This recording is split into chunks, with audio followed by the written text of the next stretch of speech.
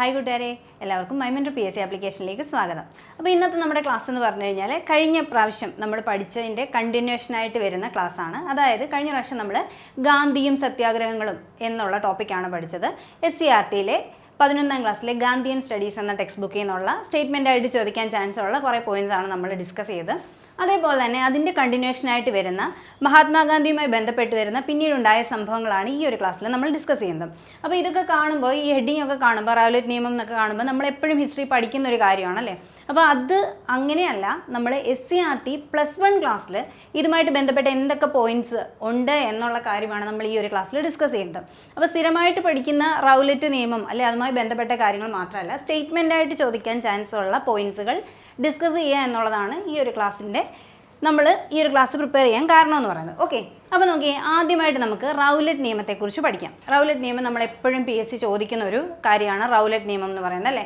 അപ്പോൾ റൗലറ്റ് നിയമം വന്ന വർഷം 1919 നമുക്കറിയാം. നോക്കിയേ, ബംഗാളിലെയും പഞ്ചാബിലെയും രാഷ്ട്രീയ വിപ്ലവ പ്രസ്ഥാനങ്ങളെക്കുറിച്ച് അന്വേഷിച്ച് വിലയിരുത്തണമെന്ന് ബ്രിട്ടീഷ് ഭരണകൂടം ആവശ്യപ്പെടുന്നു. അതാണ് ഈ റൗലറ്റ് നിയമത്തിൻ്റെ തുടക്കം. ഇവിടെ നിന്നാണ് റൗലറ്റ് നിയമം എന്ന നിയമം തുടങ്ങുന്നത്. അതായത് ബംഗാളിലെയും പഞ്ചാബിലെയും ഒക്കെ രാഷ്ട്രീയ വിപ്ലവ പ്രസ്ഥാനങ്ങളെക്കുറിച്ച് അന്വേഷിച്ച് വിലയിരുത്തണമെന്ന് ബ്രിട്ടീഷ് ഭരണകൂടം തീരുമാനിക്കുകയും ഈ ഒരു കാര്യത്തിന് വേണ്ടിയിട്ട് 1918 ജസ്റ്റിസ് റൗലറ്റ് പ്രസിഡൻ്റായിട്ട് ഒരു അന്വേഷണ കമ്മീഷൻ നിയമിക്കപ്പെടുകയും ചെയ്യുന്നു. അപ്പം ഈ റൗലറ്റ് കമ്മിറ്റിയുടെ കണ്ടെത്തലുകൾക്ക് അനുസൃതമായിട്ട് അരാജകത്വ വിപ്ലവ കുറ്റകൃത്യ നിയമം പാസ്സാക്കി. ഈ നിയമമാണ് പിന്നീട് എന്തെന്നറിയപ്പെടുന്നത്? റൗലറ്റ് നിയമം എന്ന് അറിയപ്പെടുന്നത്. അപ്പോൾ റൗലറ്റ് ചെയർമാനായിട്ടുള്ള അല്ലെ അദ്ദേഹം നേതൃത്വം നൽകുന്ന കമ്മിറ്റി കൊണ്ടുവന്ന നിയമമാണ് ഇത് റൗലറ്റ് നിയമം എന്ന് പറയുന്നത്. പിന്നെ മറ്റൊരു പേരെന്താണെന്ന് ചോദിച്ചു കഴിഞ്ഞാൽ എന്താണ്? അരാജകത്വ വിപ്ലവ കുറ്റകൃത്യ നിയമം. ഇത് പാസ്സായ തീയതി എന്നാണ് അല്ലെങ്കിൽ നിലവിൽ വന്നത് എന്നാണെന്ന് ചോദിച്ചാൽ 1919 മാർച്ച് 10 ഈ ഒരു നിയമം നിലവിൽ വരുന്നത്. ഓക്കെ, അപ്പോൾ റൗലറ്റ് നിയമം തുടങ്ങാനുണ്ടായ കാരണം നമ്മുടെ വിപ്ലവ പ്രസ്ഥാനങ്ങളെക്കുറിച്ച് ഒരു അന്വേഷണം നടത്തണമെന്ന് ബ്രിട്ടീഷ് ഭരണകൂടം ആഗ്രഹിക്കുകയും അതിനുവേണ്ടി സിഡ്നി റൗലറ്റിനെ എന്ത് ചെയ്യും? ഈ ഒരു കർത്തവ്യമായിട്ട് അല്ലെങ്കിൽ ഈ ഒരു ദൗത്യം ഏൽപ്പിക്കുകയും ചെയ്യും. 1918 റൗലറ്റിനെ ഈ ഒരു കർത്തവ്യം ഏൽപ്പിക്കുന്നത്. തുടർന്ന് അദ്ദേഹം ഈ ഒരു കാര്യങ്ങളെക്കുറിച്ചൊക്കെ പഠിച്ചിട്ട് ഒരു നിയമം പാസ്സാക്കുകയാണ്.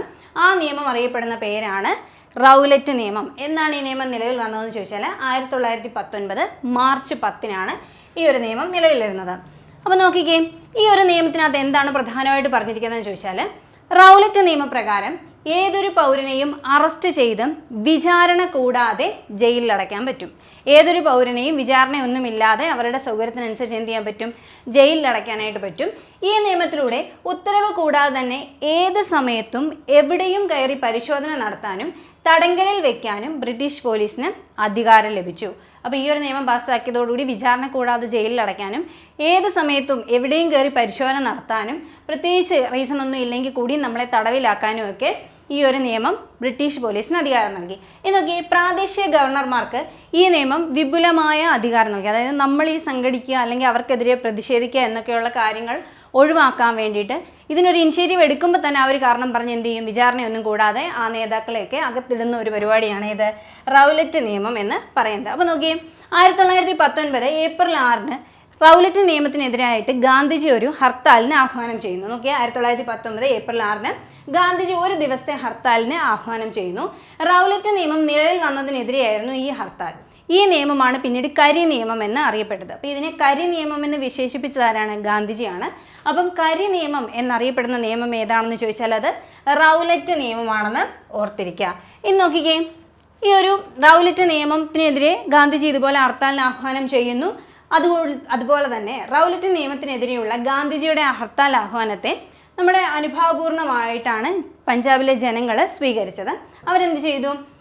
ഡോക്ടർ സത്യപാൽ, കിച്ചലു എന്നിവരുടെ നേതൃത്വത്തിൽ ഒരു വമ്പിച്ച പ്രതിഷേധ റാലി പ്ലാൻ ചെയ്ത് നടത്തുന്നു. അപ്പം ആരൊക്കെയാണ് അതിൻ്റെ നേതാക്കൾ? സത്യപാലും കിച്ചലുവുമാണ് ഈ ഒരു റൗലറ്റ് നിയമത്തിനെതിരെ ഒരു പ്രതിഷേധ റാലി സംഘടിപ്പിക്കുന്നത്. അപ്പോൾ ഗാന്ധിജി എന്ത് ചെയ്തു? ഈ പ്രതിഷേധ റാലി അഭിസംബോധന ചെയ്യാനായിട്ട് പഞ്ചാബിലേക്ക് പുറപ്പെട്ടെങ്കിലും ഗാന്ധിജി എന്ത് ചെയ്തു? അറസ്റ്റ് ചെയ്ത് ബ്രിട്ടീഷുകാർ അറസ്റ്റ് ചെയ്ത് എവിടെ കൊണ്ടുപോയി? ബോംബെയിലേക്ക് കൊണ്ടുപോവുകയും ചെയ്തു. പിന്നീട് ഏപ്രിൽ 10 ജനനേതാക്കളായ ഈ കിച്ചലുവിനെയും സത്യപാലിനെയും എന്ത് ചെയ്തു? അറസ്റ്റ് ചെയ്തു. അപ്പം എന്താണ്? റൗലറ്റ് നിയമത്തിനെതിരെയുള്ള പ്രതിഷേധ റാലി സംഘടിപ്പിച്ച സത്യപാലിനെയും കിച്ചലുവിനെയും എന്ത് ചെയ്തു? ബ്രിട്ടീഷുകാർ അറസ്റ്റ് ചെയ്ത് ഏപ്രിൽ 10 എന്ത് ചെയ്തു? അറസ്റ്റ് ചെയ്ത് അകത്താക്കി. ഇനി നോക്കി, ഈ ഒരു അറസ്റ്റിൽ പ്രതിഷേധിച്ചുകൊണ്ട് ജനക്കൂട്ടം എന്ത് ചെയ്തു? ഡെപ്യൂട്ടി കമ്മീഷണറായുള്ള മിൽസ് ഇർവിൻ്റെ ബംഗ്ലാവിലേക്ക് ഒരു മാർച്ച് സംഘടിപ്പിച്ചു. ഇതോടനുബന്ധിച്ച് നടന്ന സംഘർഷത്തിൽ എന്ത് ചെയ്തു? അങ്ങോട്ടും ഇങ്ങോട്ടും ഉണ്ടായ സംഘർഷത്തിൽ ചിലർ കൊല്ലപ്പെടുകയും ചെയ്തു. അപ്പോൾ അനേകം പേർക്ക് പരിക്കേറ്റു. അക്രമാസക്തരായ ജനക്കൂട്ടം അമൃത്സറിലെ ബ്രിട്ടീഷ് സ്ഥാപനങ്ങൾക്ക് തീ വെച്ചു. ഇതിൽ ചിലരെ എന്ത് ചെയ്തു? വധിക്കുകയും ചെയ്തു. അപ്പോൾ നോക്കിക്കേ, ഇവരുടെ അറസ്റ്റിൽ തുടർന്ന് ജനങ്ങൾ പ്രകോപിതരാകുകയും ഡെപ്യൂട്ടി കമ്മീഷണറുടെ ബംഗ്ലാവിലേക്ക് മാർച്ച് സംഘടിപ്പിക്കുകയൊക്കെ ചെയ്തു. അപ്പോൾ ഇതേ തുടർന്നുണ്ടായ സംഘർഷത്തിൽ ചിലർ കൊല്ലപ്പെടുകയും കുറേ ആൾക്കാർക്ക് പരിക്കേൽക്കുകയൊക്കെ ചെയ്തു. അപ്പം ജനങ്ങൾ അക്രമാസക്തരായതോടുകൂടി അവരെന്ത് ചെയ്തു? അമൃത്സറിലെത്തിയിട്ട് ബ്രിട്ടീഷുകാരുടെ സ്ഥാപനങ്ങളൊക്കെ തീ വയ്ക്കുകയും കുറച്ച് പേരെ കൊല്ലുകയൊക്കെ ചെയ്തു. അപ്പോൾ 1919 ഏപ്രിൽ 11 ഈ ഒരു സംഭവം ഇത്ര അക്രമാസക്തമായതോടുകൂടി ജനറൽ ഡയർ നഗരത്തിൻ്റെ നിയന്ത്രണം ഏറ്റെടുക്കുകയും പട്ടാള നിയമം നടപ്പിൽ വരുത്തുകയും ചെയ്തു. അപ്പോൾ 10-ാം തീയതി ഇങ്ങനൊരു അറസ്റ്റ് ഉണ്ടായി, പ്രതിഷേധം ഉണ്ടായി, ജനങ്ങൾ ഇത്രയും നാശനഷ്ടങ്ങളൊക്കെ ഉണ്ടാക്കിയപ്പോൾ ഏപ്രിൽ 11 തന്നെ എന്ത് ചെയ്തു? ജനറൽ ഡയർ ഇതിൻ്റെ നിയന്ത്രണം, ഈ ഒരു നഗരത്തിൻ്റെ നിയന്ത്രണം ഏൽക്കുകയും അതേപോലെ തന്നെ പട്ടാള നിയമം അവിടെ കൊണ്ടുവരികയും ചെയ്തു.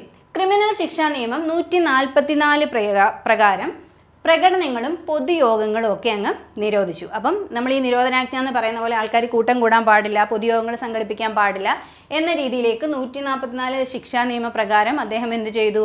ഈ പറഞ്ഞ പൊതുയോഗങ്ങളും അതേപോലെ പ്രകടനങ്ങളും ഒക്കെ നിരോധിക്കുകയും ചെയ്തു. ഇത് നോക്കിക്കേ, പോലീസ് അതിക്രമത്തിനെതിരെ ഏപ്രിൽ 13 വൈകിട്ട് അമൃത്സറിലെ ജാലിയൻ വാലാബാഗിൽ ഒരു പൊതുയോഗം നടന്നു. അപ്പോൾ എന്നാണ്? ചരിത്രത്തിലെ ഏറ്റവും ഇമ്പോർട്ടൻ്റ് ആയിട്ടുള്ളൊരു കാര്യമാണ് ജാലിയൻ വാലാബാഗ് എന്ന് പറയുന്നത്. അപ്പോൾ ജാലിയൻ വാലാബാഗ് കൂട്ടക്കൊല നടന്നത് എന്താണ്? ഈ റൗലറ്റ് നിയമത്തെ തുടർന്നുണ്ടായ പ്രതിഷേധങ്ങളിൽ നിന്നുമാണ്. നടന്നത് 1919 ഏപ്രിൽ 13 ഓർത്തിരിക്കാം. അപ്പം ഈ കൺവെൻഷനായിട്ട് നമ്മൾ പറയുകയാണെങ്കിൽ ഈ ഉണ്ടായ പ്രതിഷേധങ്ങളുടെയൊക്കെ ബാക്കിയായിട്ട് പോലീസ് അതിക്രമത്തിനെതിരെ ഏപ്രിൽ 13 ആൾക്കാർ എന്ത് ചെയ്തു? സമാധാനപരമായിട്ട് അമൃത്സറിലെ ജാലിയൻ വാലാബാഗ് എന്ന മൈതാനത്തിൽ ഒരു സമ്മേളനം കൂടുകയാണ്. ഏകദേശം 20,000 സ്ത്രീകളും കുട്ടികളും അടക്കം ഏകദേശം 20,000-ഓളം പേരുള്ള ഒരു സമ്മേളനമായിരുന്നു അത്. അപ്പോൾ ഇത് സംഘടിപ്പിച്ച ഈ ജാലിയൻ വാലാബാഗ് എന്ന് പറയുന്ന മൈതാനത്തിൻ്റെ പ്രത്യേകത എന്ന് പറഞ്ഞാൽ ഇതൊരു ഒറ്റ വാതിൽ മൈതാനമാണ്. അതായത് പോകാനും വരാനായിട്ട് ആകെപ്പാടെ ഒരു എൻട്രൻസ് മാത്രമേ ഇതിനുണ്ടായിരുന്നുള്ളൂ.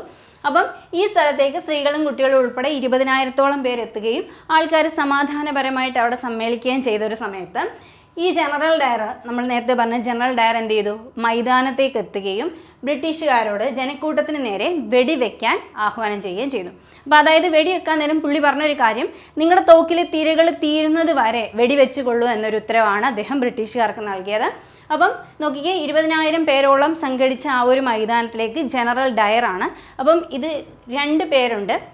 ഒന്ന് നമ്മുടെ മൈക്കിൾ ഒ ഡയർ ഉണ്ട്, അത് പഞ്ചാബ് ഗവർണറാണ്. ഈ ഒരു കാര്യത്തിന് അല്ലെങ്കിൽ ഈ ഒരു വെടിവെപ്പിന് ഉത്തരവ് നൽകിയ പഞ്ചാബ് ഗവർണറിൻ്റെ പേര് മൈക്കിൾ ഒ ഡയർ എന്നാണ്. ഇദ്ദേഹത്തിൻ്റെ പേര് ജനറൽ റെജിനാൾഡ് ഡയർ എന്നാണ്, മാറിപ്പോകരുത്.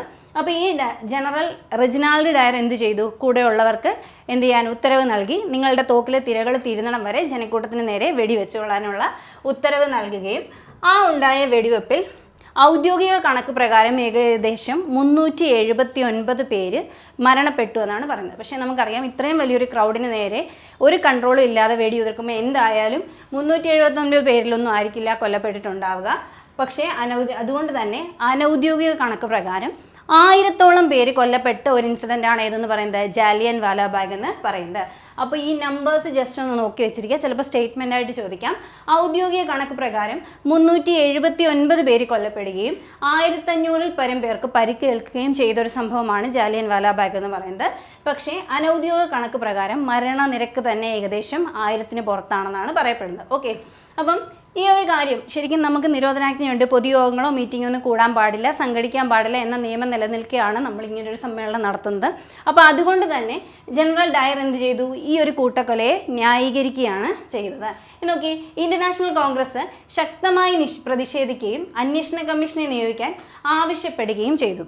അപ്പോൾ ഇങ്ങനെ ഈ ഒരു കാര്യം, ഇത്രയും ആൾക്കാരെ കൊല്ലുന്ന ഒരു സംഭവം ഉണ്ടാവുകയും അതിന് ഇന്ത്യൻ നാഷണൽ കോൺഗ്രസ് പ്രതിഷേധിക്കുകയും ഇതിനെക്കുറിച്ച് അന്വേഷിക്കാൻ ഒരു കമ്മീഷനെ നിയമിക്കണമെന്ന് ആവശ്യപ്പെടുകയും ചെയ്തു. ഈ ഒരു ഇൻസിഡന്റിനെ തുടർന്ന് രവീന്ദ്രനാഥ് ടാഗോർ തനിക്ക് ലഭിച്ച ബഹുമതി തിരികെ നൽകി. അദ്ദേഹത്തിന് സർ പദവി ലഭിച്ചിട്ടുണ്ടായിരുന്നു. അപ്പം രവീന്ദ്രനാഥ് ടാഗോർ തനിക്ക് ലഭിച്ച സർ പദവി തിരിച്ചു കൊള്ളാൻ കാരണമായ ഇൻസിഡൻറ്റ് ഏതാണെന്ന് ചോദിച്ചാൽ അത് ഈ പറഞ്ഞ ജാലിയൻ വാലാബാഗ് കൂട്ടക്കൊലയാണെന്ന് ഓർത്തിരിക്കുക. അപ്പോൾ നോക്കിക്കേ, ഈ ഒരു കമ്മീഷനെ നിയമിക്കണമെന്നുള്ള ഇന്ത്യൻ നാഷണൽ കോൺഗ്രസിൻ്റെ ആവശ്യം ബ്രിട്ടീഷുകാർ മുഖവിലക്കെടുത്തു. നമ്മുടെ രവീന്ദ്രനാഥ് ടാഗോർ അദ്ദേഹത്തിന് സർ പദവി വേണ്ടെന്ന് വെച്ചു. വൈസ്രോയുടെ എക്സിക്യൂട്ടീവ് കൗൺസിലിൽ നിന്നും ആര്? സർ സി ശങ്കരൻ നായർ രാജിവെച്ചു. നമുക്കറിയാം റൗലറ്റ് നിയമത്തെ അനുകൂലിച്ച ഒരേ ഒരു ഇന്ത്യക്കാരൻ ആരാണെന്ന് ചോദിച്ചാൽ അതാരാണ്? സി ശങ്കരൻ നായരാണ്. ചേറ്റൂർ ശങ്കരൻ നായരാണ് ഈ ഒരു കാര്യത്തിനെ അനുകൂലിച്ചിരുന്നത്. പക്ഷേ ഈ ജാലിയൻവാലാബാഗ് കൂട്ടക്കൊല ഉണ്ടായപ്പം അദ്ദേഹം തന്നെ അതിൽ പ്രതിഷേധിച്ച് എന്ത് ചെയ്തു? ഈ പറഞ്ഞ എക്സിക്യൂട്ടീവ് കൗൺസിലിൽ നിന്നും രാജിവെച്ചു. ഇനി നോക്കിക്കേ, അവസാനം നമ്മളൊരു കമ്മീഷൻ വേണമെന്ന് പറഞ്ഞതുകൊണ്ട് തന്നെ ബ്രിട്ടീഷുകാർ എന്ത് ചെയ്തു? 1919 ഒക്ടോബറിൽ ബ്രിട്ടീഷ് ഗവൺമെൻറ് ഹണ്ടർ പ്രഭുവിൻ്റെ നേതൃത്വത്തിൽ ഒരു കമ്മീഷനെ നിയമിച്ചു. ഹണ്ടർ പ്രഭുവിനെ അന്വേഷണ കമ്മീഷനായിട്ട് നിയമിച്ചു. അപ്പോൾ നോക്കിക്കേ, നമ്മളും എപ്പോഴും ചോദിക്കാറുണ്ട് ജാലിയൻവാലാബാഗിനെ കുറിച്ച് അന്വേഷിക്കാൻ നിയമിക്കപ്പെട്ട കമ്മീഷൻ ഏതാണെന്ന്. കുറേ കമ്മീഷൻസ് ഉണ്ട്. അപ്പോൾ ഏതാണ്?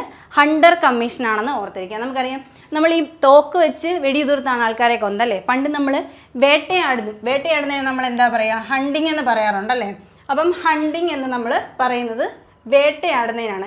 ശരിക്കും അതിന് സമാനമായിട്ടുള്ളൊരു കാര്യമാണ് നടന്നത്. തോക്ക് വെച്ച് വെടിവെച്ചാണ് ഇത്രയും ആൾക്കാരെ കൊന്നത്. അതിനെക്കുറിച്ച് അന്വേഷിക്കാൻ വന്ന കമ്മീഷനാണ് ഏത്? ഹണ്ടർ കമ്മീഷൻ എന്ന് പറയുന്നത്. ഇനി നോക്കിക്കേ, പ്രധാനപ്പെട്ടൊരു സ്റ്റേറ്റ്മെൻ്റ് ഉണ്ട്. ഇത് പ്രീവിയസ് ആയിട്ട് ചോദിച്ചിട്ടുള്ളതാണ്. അതായത് പ്ലാസി യുദ്ധം ബ്രിട്ടീഷ് ഭരണത്തിന് ഇന്ത്യയിൽ അടിത്തറ പാകി, ജാലിയൻവാലാബാഗ് കൂട്ടക്കൊല അതിനെ ഇളക്കി എന്ന് ആരുടെ വാക്കുകളാണ്? ജാലിയൻവാലാബാഗ് കൂട്ടക്കൊലയെക്കുറിച്ച് ഗാന്ധിജി പറഞ്ഞ വാക്കുകളാണ്. എന്ത്? പ്ലാസി യുദ്ധം ബ്രിട്ടീഷുകാർക്ക് ഇന്ത്യയിൽ അടിത്തറ പാകിയെങ്കിൽ ജാലിയൻവാലാബാഗ് ആ അടിത്തറ ഇളക്കി എന്ന് പറഞ്ഞത് ഗാന്ധിജി ആണെന്ന് ഓർത്തിരിക്കുക. ഇത് ഗാന്ധിജിയുടെ സ്റ്റേറ്റ്മെൻ്റ് ആണ്. ഇത് പറഞ്ഞത് ജാലിയൻവാലാബാഗ് കൂട്ടക്കൊലയുമായി ബന്ധപ്പെട്ടാണ് ഗാന്ധിജി ഇങ്ങനൊരു സ്റ്റേറ്റ്മെൻറ്റ് കൊടുത്തത്. ഇനി നോക്കിക്കേ, റൗലറ്റ് നിയമത്തിനെതിരെയുള്ള സമരം ദേശീയ രാഷ്ട്രീയത്തിലേക്കുള്ള ഗാന്ധിജിയുടെ കടന്നു വരവായിരുന്നു. അപ്പം റൗലറ്റ് നിയമത്തിനെതിരെയുള്ള ഈ ഒരു സമരം ദേശീയ രാഷ്ട്രീയത്തിലേക്കുള്ള ഗാന്ധിജിയുടെ കടന്നു വരവിന് വഴിയൊരുക്കുകയും ജാലിയൻവാലാബാഗ് സംഭവത്തോടെ അനേകം മിതവാദികൾ ദേശീയ പ്രസ്ഥാനത്തിൻ്റെ ഭാഗമായി ബ്രിട്ടീഷ് ഗവൺമെൻറ്റിനെതിരെ തിരിയുകയും ചെയ്തു. അപ്പോൾ ഇതാണ് നമുക്ക് പ്രത്യേകമായിട്ട് ഉണ്ടായിരുന്നൊരു കാര്യം. മിതവാദികൾ എന്ന് പറഞ്ഞാൽ പൊതുവേ ഈ പറഞ്ഞ അക്രമത്തിനൊന്നും കൂടെ നിൽക്കാത്ത അല്ലെങ്കിൽ അക്രമത്തിനൊന്നും അനുകൂലിക്കാത്ത ആൾക്കാരാണ്. പക്ഷേ ഈ ഒരു ജാലിയൻവാലാബാഗ് ഇൻസിഡൻറ്റോട് കൂടി മിതവാദികൾ കുറേ പേരെങ്കിലും ബ്രിട്ടീഷിനെതിരെ, നമ്മൾ നേരത്തെ പറഞ്ഞിട്ടുണ്ട്, മിതവാദികൾ എന്ന് പറഞ്ഞു കഴിഞ്ഞാൽ ബ്രിട്ടീഷ് ഭരണം ഇന്ത്യക്ക് എപ്പോഴും നല്ലതായിരിക്കും, അല്ലെങ്കിൽ അഡ്വാൻസ്മെൻറ്റ്, ഇന്ത്യ ഒരു മോഡേൺ രാജ്യമാകും എന്നൊക്കെ വിശ്വസിച്ചിരുന്ന ഒരാൾക്കാരാണ്. അങ്ങനെയുള്ള കുറേ ആൾക്കാർ എന്ത് ചെയ്തു? ബ്രിട്ടീഷിനെതിരെ തിരിയാൻ കാരണമായൊരു ഇൻസിഡൻറ്റ് കൂടിയാണ് ഇത് ജാലിയൻവാലാബാഗ് എന്ന് പറയുന്നത്. ഇന്ന് നോക്കി, ഈ ജാലിയൻവാലാബാഗ് എന്ന് പറയുന്നത് നടത്താൻ ഉത്തരവിട്ട നമ്മുടെ ജനറൽ ആരാണ്? ജനറൽ ഡയർ ആണല്ലേ. അപ്പം ഈ ഡയറിനെ 1940 ലണ്ടനിലെ കാക്സ്റ്റൺ ഹാളിൽ വെച്ച് വെടിവെച്ച് കൊന്ന വ്യക്തിയാണ് ഉദ്ധം സിംഗ് എന്ന് പറയുന്നത്. പ്രീവിയസ് ആയിട്ട് ചോദിച്ചതാണ്. 1940 ഈ ഡയറിനെ ലണ്ടനിലെ കാക്സ്റ്റൺ ഹാളിൽ വെച്ച് ജനറൽ ഡയറിനെ വെടിവെച്ച് കൊന്ന നമ്മുടെ ഇന്ത്യക്കാരനായ വ്യക്തി ആരാണ്? ഉദ്ധം സിംഗ് ആണ്. ഇതേ തുടർന്ന് 1940 ജൂലൈ 31 ഇദ്ദേഹത്തിന് എന്ത് ചെയ്തു? ബ്രിട്ടീഷുകാരെ തൂക്കിലേറ്റുകയും ചെയ്തു. അപ്പം 1940 ഇദ്ദേഹം കൊല്ലപ്പെടുന്നത്. 1940 മാർച്ച് 13 ഇദ്ദേഹത്തെ എന്ത് ചെയ്യുന്നത്? ഉദ്ധം സിംഗെ വെടിവെച്ച് കൊല്ലുന്നത്. ലണ്ടനിൽ പോയി വെടിവെച്ച് കൊല്ലുകയാണ് ചെയ്യുന്നത്. അതിനുശേഷം 1940 ജൂലൈ 31 എന്ത് ചെയ്യുന്നു? ഉദ്ധം സിംഗിനെ അവരെ തൂക്കിലേറ്റുന്നു. ഇത് ശരിക്കും ആ ടെക്സ്റ്റ് ബുക്കിൽ ഒരു കോളമായിട്ട് കൊടുത്തിരിക്കുന്നതാണ്. അപ്പോൾ ഈ വർഷം ജസ്റ്റ് ഒന്ന് നോക്കിയിരിക്കുക. ഈ കാര്യം ഉദ്ധം സിംഗ് പ്രീവിയസ് ആയിട്ട് ചോദിച്ചതാണ്. ജനറൽ ഡയറിനെ വധിച്ച ഇന്ത്യക്കാരൻ ആരാണെന്നുള്ളത്. ആരാണ്? ഉദ്ധം സിംഗ് ആണ്. ഇനി നോക്കിക്കേ, അടുത്തത് ഖിലാഫത്ത് പ്രസ്ഥാനം. ഖിലാഫത്ത് പ്രസ്ഥാനം നമുക്കറിയാം അലി സഹോദരന്മാർ സ്ഥാപിച്ചതാണ്. ഏത് ഖിലാഫത്ത് പ്രസ്ഥാനം എന്ന് പറയുന്നത്? ഇന്ത്യൻ ഖിലാഫത്ത് പ്രസ്ഥാനം എന്ന് പറയുന്നത്. നോക്കി, ഗാന്ധിയൻ ആദർശത്തിൻ്റെ അടിസ്ഥാന തത്വം എന്ന് പറയുന്നത് തന്നെ സാമുദായിക ഐക്യമാണ്. അപ്പം ഗാന്ധിയൻ ആദർശത്തിൻ്റെ അടിസ്ഥാനം തന്നെ എന്താണ്? സാമുദായിക ഐക്യമാണ്. ഈ ഹിന്ദു മുസ്ലിം ഐക്യത്തിനായിട്ട് എന്നും നിലകൊണ്ട വ്യക്തിയാണ് ഗാന്ധിജി. മൗലാന മുഹമ്മദ് അലിയും ഷൗക്കത്ത് അലിയും ചേർന്ന് രൂപീകരിച്ച ഖിലാഫത്ത് പ്രസ്ഥാനത്തിൽ ഗാന്ധിജി എത്തിപ്പെടുന്നത് അങ്ങനെയാണ്. അപ്പോൾ നോക്കിക്കേ, നമ്മൾ ഹിന്ദു മുസ്ലിം ഐക്യത്തിന് വേണ്ടിയിട്ട് എപ്പോഴും നിലകൊണ്ടൊരു വ്യക്തിയാണ് ഗാന്ധിജി എന്ന് പറയുന്നത്. മൗലാന മുഹമ്മദ് അലിയും ഷൗക്കത്ത് അലിയും അല്ലെങ്കിൽ അലി സഹോദരന്മാരെന്നറിയപ്പെടുന്നവരാണ്. ഇത് പ്രീവിയസ് ആയിട്ട് ചോദിച്ചിട്ടുണ്ട്. അലി സഹോദരന്മാർ എന്നറിയപ്പെടുന്ന ആരാണെന്ന് ഈ പേര് നോക്കി വെച്ചിരിക്കുക. മൗലാന മുഹമ്മദ് അലിയും മൗലാന ഷൗക്കത്ത് അലിയുമാണ് അലി സഹോദരന്മാരെന്ന് അറിയപ്പെടുന്നത്. അപ്പം ഇവരെന്ത് ചെയ്തു? നമ്മുടെ ഖിലാഫത്ത് പ്രസ്ഥാനത്തിൽ വരാനായിട്ട് അല്ലെങ്കിൽ അതിൽ പ്രവർത്തിക്കാനായിട്ട് ഗാന്ധിജിക്ക് അവസരം നൽകി. നോക്കി, ഇവരുടെ പ്രധാന പ്രശ്നം എന്താണെന്ന് ചോദിച്ചു കഴിഞ്ഞാൽ ഒന്നാം ലോക മഹായുദ്ധത്തിന് ശേഷം ഇന്ത്യൻ നാഷണൽ കോൺഗ്രസിന്റെ വളർച്ചയിൽ അല്ലെ അതിന്റെ പ്രവർത്തനത്തിൽ ദ്രുതഗതിയിലുള്ള മാറ്റം വന്നു. ഇതൊക്കെ സ്റ്റേറ്റ്മെന്റ് ആയിട്ട് ചോദിക്കാൻ ചാൻസ് ഉള്ളതുകൊണ്ടാണ് ഒരു പോയിന്റ് പോലും സ്കിപ്പ് ചെയ്യാതെ ഇതേപോലെ തന്നെ കൊടുത്തിരിക്കുന്നത്. അപ്പോൾ ഒന്നാം ലോക മഹായുദ്ധത്തിന് ശേഷം എന്ത് ചെയ്തു? ഇന്ത്യൻ നാഷണൽ കോൺഗ്രസിന്റെ പ്രവർത്തനത്തിൽ ദ്രുതഗതിയിൽ ഒരു മാറ്റം വന്നു. ഗാന്ധിജി എന്ത് ചെയ്തു? ഖിലാഫത്ത് പ്രസ്ഥാനത്തിന്റെ ഭാഗമായി. അപ്പോൾ അതോടുകൂടി ഇതൊരു പുതിയ യുഗത്തിന്റെ തുടക്കമായിരുന്നു. ജനകീയ രാഷ്ട്രീയത്തിന്റെയും കോൺഗ്രസിന്റെയും ഒരു പുതിയ യുഗത്തിന്റെ തുടക്കമായിരുന്നു ഈ ഒരു കാലഘട്ടം എന്ന് പറയുന്നത്. 1920-21 കാലഘട്ടത്തിൽ ഈ ഒരു പ്രസ്ഥാനം വലിയ ഒരു ജനകീയ മുന്നേറ്റം ഉണ്ടാക്കിയെടുത്തു. ഇത് നോക്കിക്കേ, ഖിലാഫത്ത് പ്രസ്ഥാനവും നിസ്സഹകരണ പ്രസ്ഥാനവുമാണ് ഇതിന് പ്രധാന പങ്ക് വഹിച്ചിരുന്നത്. ഖിലാഫത്ത് പ്രസ്ഥാനവും നിസ്സഹകരണ പ്രസ്ഥാനവുമാണ് ഈ ഒരു വലിയ മുന്നേറ്റത്തിന് പ്രധാന പങ്ക് വഹിച്ചത്.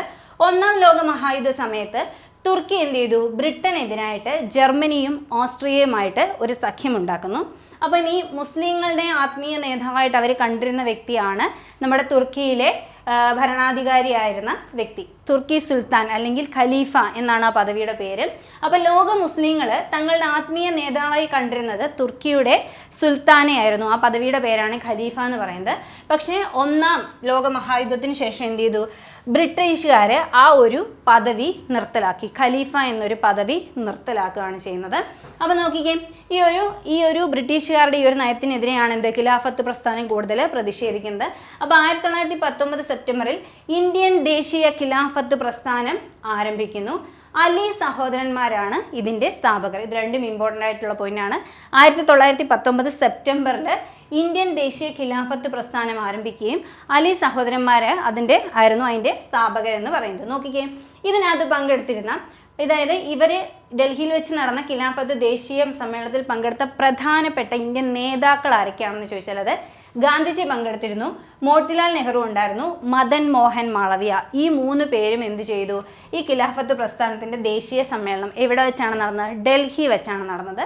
ഈ ഒരു സമ്മേളനത്തിൽ ഈ പ്രധാനപ്പെട്ട 3 ദേശീയ നേതാക്കളും പങ്കെടുക്കുകയും ചെയ്തു. അപ്പം ശരിക്കും കോൺഗ്രസും ഖിലാഫത്തും കൂടി ഒരുമിച്ച് ഒരേ ബ്രിട്ടീഷിനെതിരെ ഒരുമിച്ച് നിൽക്കുന്ന അല്ലെങ്കിൽ സംഘടിച്ച് നിൽക്കുന്ന ഒരു കാര്യമാണ് ഈ ഒരു സമയത്ത് നടക്കുന്നത്. നോക്കിയേ, തങ്ങളുടെ ആവശ്യങ്ങൾ നേടാൻ ഖിലാഫത്ത് പ്രസ്ഥാനക്കാരോട് നിസ്സഹകരണ സമരത്തിൽ അണിചേരാൻ ഗാന്ധിജി അഭ്യർത്ഥിച്ചു. അപ്പം ഖിലാഫത്ത് പ്രസ്ഥാനത്തിൽ കുറേ ജനങ്ങളുണ്ട്, നമ്മുടെ നിസ്സഹകരണ പ്രസ്ഥാനം ഫോളോ ചെയ്യുന്ന കുറേ ആൾക്കാരുണ്ട്. അപ്പോൾ ഗാന്ധിജി അവിടെ എത്തിയിട്ട് എന്ത് ചെയ്തു? ഖിലാഫത്ത് പ്രസ്ഥാനക്കാരോട് നിങ്ങളുടെ ആവശ്യങ്ങൾ, ബ്രിട്ടീഷിനെതിരെയുള്ള നിങ്ങളുടെ ആവശ്യങ്ങൾ നേടിയെടുക്കാൻ നിങ്ങൾ എന്ത് ചെയ്യുക? നിസ്സഹകരണ പ്രസ്ഥാനത്തിൽ സഹകരിക്കുക എന്ന് പറഞ്ഞ് അത്രയും ആൾക്കാരെ നിസ്സഹകരണ പ്രസ്ഥാനത്തിലേക്ക് കൊണ്ടുവരാൻ ശ്രമിക്കുകയും ചെയ്തു. അങ്ങനെ കേന്ദ്ര ഖിലാഫത്ത് കമ്മിറ്റി ബ്രിട്ടീഷ് ഗവൺമെന്റിനെതിരെ എന്ത് ചെയ്തു? നിസ്സഹകരണ സമരം പ്രഖ്യാപിച്ചു. അങ്ങനെ അവരും കൂടി ചേർന്ന് ബ്രിട്ടീഷ് ഗവൺമെന്റിനെതിരെ നിസ്സഹകരണ സമരം പ്രഖ്യാപിച്ചു. ഇന്നൊക്കെ ഹിന്ദു മുസ്ലിം ഐക്യത്തിന് വേണ്ടി ഗാന്ധിജിയും അലി സഹോദരന്മാരും രാജ്യത്തുടനീളം സന്ദർശനം നടത്തി. എന്നിരുന്നാലും ഖിലാഫത്ത് പ്രസ്ഥാനം ഏറെക്കാലം നീണ്ടു നിന്നില്ല. നമുക്കറിയാം, കേരളത്തിൽ ആദ്യമായിട്ട് ഗാന്ധിജി വരുന്നത് ഈ ഖിലാഫത്ത് പ്രസ്ഥാനത്തിൻ്റെ പ്രചാരണാർത്ഥമാണ് എന്ത് ചെയ്യുന്നത്? ആദ്യമായി 1920 ഗാന്ധിജി നമ്മുടെ കേരളത്തിൽ വരുന്നത്. അപ്പോൾ ഹിന്ദു മുസ്ലിം ഐക്യത്തിന് വേണ്ടിയിട്ട് ഗാന്ധിജി അലി സഹോദരന്മാരും കൂടി ഇന്ത്യയിലെല്ലാം യാത്ര ചെയ്ത് ആൾക്കാരെ കൂടുതൽ ഈ ഒരു പ്രസ്ഥാനത്തിലേക്ക് ആകർഷിക്കാനൊക്കെ ശ്രമിച്ചു. എന്നിരുന്നാലും അധിക കാലം ഈ ഒരു പ്രസ്ഥാനം നിലനിന്നില്ല. പക്ഷേ ഒരുപാട് ആൾക്കാരെ ഈ ഒരു പ്രസ്ഥാനത്തിലേക്ക് കൊണ്ടുവരാനായിട്ട് ഈ ഒരു പ്രയത്നത്തിന് കഴിയുകയും ചെയ്തു. നോക്കിയേ, മുസ്തഫ കമാൽ പാഷയുടെ നേതൃത്വത്തിൽ ജനാധിപത്യ പ്രക്ഷോഭത്തിൽ തുർക്കി ഒരു റിപ്പബ്ലിക്കായിട്ട് മാറുകയും ചെയ്തു. അപ്പോൾ അവിടെ തുർക്കിയിലുള്ള പ്രശ്നം മാറി എന്ത് ചെയ്തു? തുർക്കി ഒരു റിപ്പബ്ലിക്കായി തീരുകയും ചെയ്തു. ഇനി നോക്കിക്കേ, ഖിലാഫത്ത് പ്രസ്ഥാനത്തിലൂടെ ഗാന്ധിജിക്ക് സാധിച്ച മറ്റൊരു കാര്യം എന്ന് പറഞ്ഞാൽ ഗാന്ധിജി ഇന്ത്യൻ മുസ്ലിങ്ങളെ ദേശീയ പ്രസ്ഥാനത്തിലെത്തിക്കുകയും ഹിന്ദു മുസ്ലിം ഐക്യം ശക്തിപ്പെടുത്തുകയും ചെയ്തു. അപ്പം 2 സംഘടനകളും ഒരുമിച്ച് പ്രവർത്തിച്ചതുകൊണ്ടുണ്ടായ ഒരു ഗുണം എന്ന് പറഞ്ഞു കഴിഞ്ഞാൽ കൂടുതൽ മുസ്ലിങ്ങളെ നമ്മുടെ ദേശീയ പ്രസ്ഥാനത്തിലേക്ക് കൊണ്ടുവരാനായിട്ടും അതിൻ്റെ ഹിന്ദു മുസ്ലിം ഐക്യം വർദ്ധിപ്പിക്കാനായിട്ടും ഈ ഒരു പ്രയത്നത്തിലൂടെ കഴിഞ്ഞു. ഇനി നോക്കിയേ, ഇന്ത്യയിലെ വിദൂര ഗ്രാമങ്ങളിൽ പോലും ബ്രിട്ടീഷ് ഭരണത്തിനെതിരെ പൊതുവികാരം ഉണ്ടാക്കിയെടുക്കാൻ ഖിലാഫത്ത് പ്രസ്ഥാനത്തിന് കഴിഞ്ഞു. അപ്പോൾ ഇത് ചിലപ്പോൾ ഒരു സ്റ്റേറ്റ്മെൻ്റ് ആയിട്ടൊക്കെ വരാൻ കൊള്ളാവുന്ന കുറേ പോയിന്റ്സ് ആണ്. അപ്പോൾ നോക്കിയേ, ഇന്ത്യയിലെ വിദൂര ഗ്രാമങ്ങളിൽ പോലും ബ്രിട്ടീഷ് ഭരണത്തിനെതിരെ പൊതുവികാരം കൊണ്ടുവരാനായിട്ട് ആർക്ക് സാധിച്ചു? ഖിലാഫത്ത് പ്രസ്ഥാനത്തിന് സാധിച്ചു. പിന്നെ നോക്കിക്കേ, ഈ ഖിലാഫത്ത് പ്രസ്ഥാനം അങ്ങനെ അവിടെ ഏറെക്കാലം ഒന്ന് നിൽക്കാതെ അവസാനിച്ചതിന് ശേഷം നമ്മൾ എന്ത് ചെയ്തു? നിസ്സഹകരണ പ്രസ്ഥാനം ശേഷമല്ല, അതിനോടൊപ്പം വന്നാണ് ഏത് നിസ്സഹകരണ പ്രസ്ഥാനം എന്ന് പറയുന്നത്. അതായത് എന്താണ്? റൗലറ്റ് നിയമത്തിനെതിരെയുള്ള സമരത്തിന്റെ വിജയത്തിൽ പ്രചോദനം ഉൾക്കൊണ്ട് ബ്രിട്ടീഷ് ഭരണത്തിനെതിരെ ഒരു സംഘടിത സമരം നടത്താൻ ഗാന്ധിജി ആഹ്വാനം ചെയ്തു. ഇതിനായി നിസ്സഹകരണ സമരം എന്ന ആശയം മുന്നോട്ട് വെച്ചു. അപ്പം നമ്മളിങ്ങനെ എതിർത്തത് കൊണ്ട് എന്ത് ചെയ്തു, നമ്മുടെ റൗലറ്റ് നിയമം പിൻവലിക്കപ്പെട്ടു. അപ്പം നമ്മുടെ ഈ ഒരു പ്രതിഷേധം വിജയമായതുകൊണ്ട് തന്നെ അതിൽ നിന്ന് പ്രചോദനം ഉൾക്കൊണ്ടുകൊണ്ട് ബ്രിട്ടീഷ് ഭരണത്തിനെതിരെ ഒരു സംഘടിത സമരം നടത്താൻ ഗാന്ധിജി ആഹ്വാനം ചെയ്തു. അതിനുവേണ്ടി അദ്ദേഹം കൊണ്ടുവന്ന ഒരു ആശയമാണ് നിസ്സഹകരണ സമരം എന്ന് പറയുന്നത്. നിസ്സഹകരണ സമരം നോക്കിക്കേ, 1920 നാഗ്പൂരിൽ നടന്ന കോൺഗ്രസ് സമ്മേളനം ഈ ആശയം അംഗീകരിച്ചു. നിസ്സഹകരണ സമരം എന്നൊരാശയം 1920 നടന്ന, ഇത് ഇമ്പോർട്ടൻ്റ് ആയതുകൊണ്ടാണ് ഹൈലൈറ്റ് ചെയ്തിരിക്കുന്നത്, 1920 നടന്ന INCയുടെ നാഗ്പൂർ സെക്ഷനിൽ വെച്ചിട്ട് കോൺഗ്രസ് സമ്മേളനം ഈ ആശയം എന്ത് ചെയ്യുന്നു, അംഗീകരിക്കുന്നു. നിസ്സഹകരണ സമരം എന്ന ആശയം നമുക്ക് മുന്നോട്ട് കൊണ്ടുപോകാമെന്ന് അംഗീകരിക്കുന്നു. സ്വരാജ് നേടിയെടുക്കുക എന്നതായിരുന്നു നിസ്സഹകരണ പ്രസ്ഥാനത്തിൻ്റെ പ്രധാന ലക്ഷ്യം. ഇമ്പോർട്ടൻ്റ് ആയിട്ടുള്ള പോയിന്റാണ്. സ്വരാജ് നേടിയെടുക്കുക എന്നതായിരുന്നു നിസ്സഹകരണ പ്രസ്ഥാനത്തിൻ്റെ ഏറ്റവും പ്രധാനപ്പെട്ട ലക്ഷ്യമെന്ന് പറയുന്നത്. അപ്പോൾ 1920 നാഗ്പൂർ സെക്ഷനിൽ വെച്ചിട്ടാണ് എന്ത്, നിസ്സഹകരണ സമരം എന്ന ആശയം കോൺഗ്രസ് അംഗീകരിക്കുന്നതെന്ന് ഓർത്തിരിക്കുക.